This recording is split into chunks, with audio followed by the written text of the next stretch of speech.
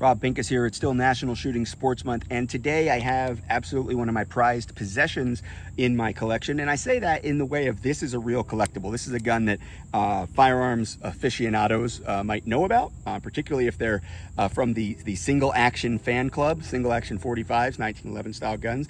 Some people who are not aficionados might look at this and think, well, that's a cool looking 1911, but it's not.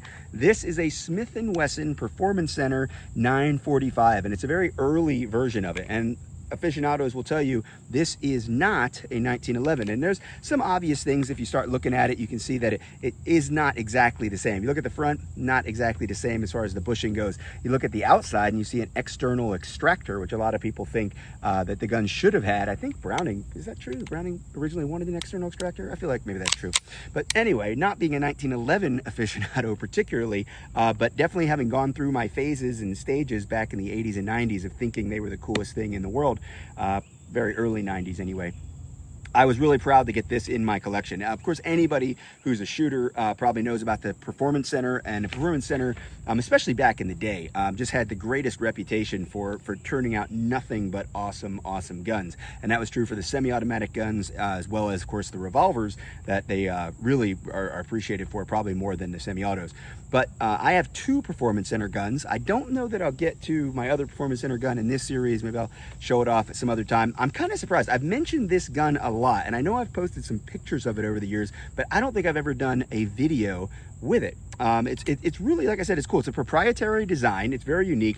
You can see some of the scalloping. I think that like there's even some Performance Center M&Ps, or maybe even just the higher end M&Ps have this scalloping that is done here instead of the normal just serrations that you see on the rails. Of course, they're out on the front too. This was probably the first gun I ever had that had any kind of grip on purpose out there on the front. Of course, meant as potentially a competition gun. It's got adjustable target style sights, blacked out front and rear. I'll go ahead and just one more time look at that, let you guys look at those sights there, blacked out front and rear.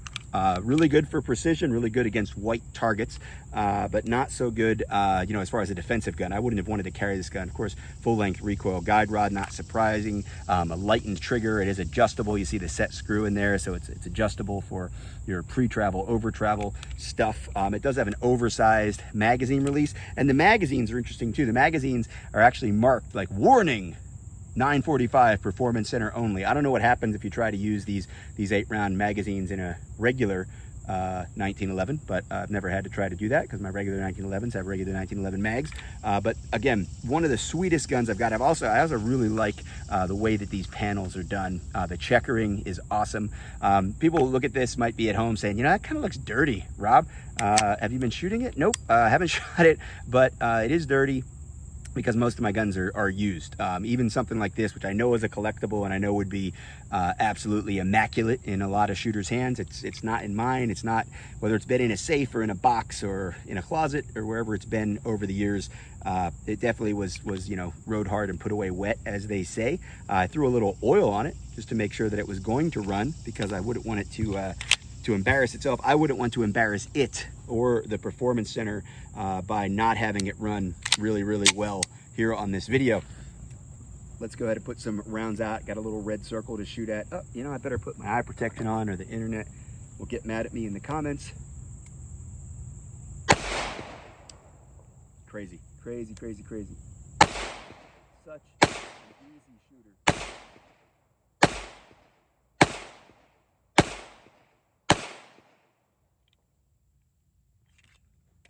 Almost like cheating. Just an easy gun to shoot well, as many single actions are.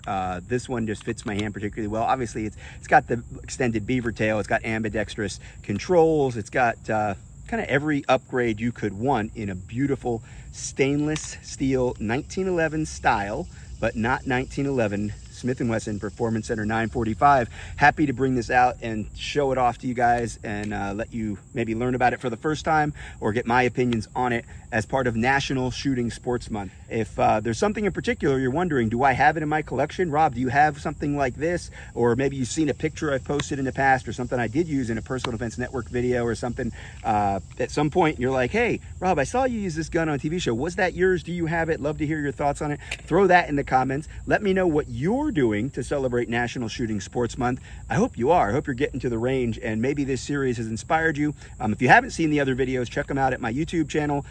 Subscribe, like, forward. I think that's more important. Share these videos to get other people inspired about getting out to the range, maybe with a .45 from the olden days.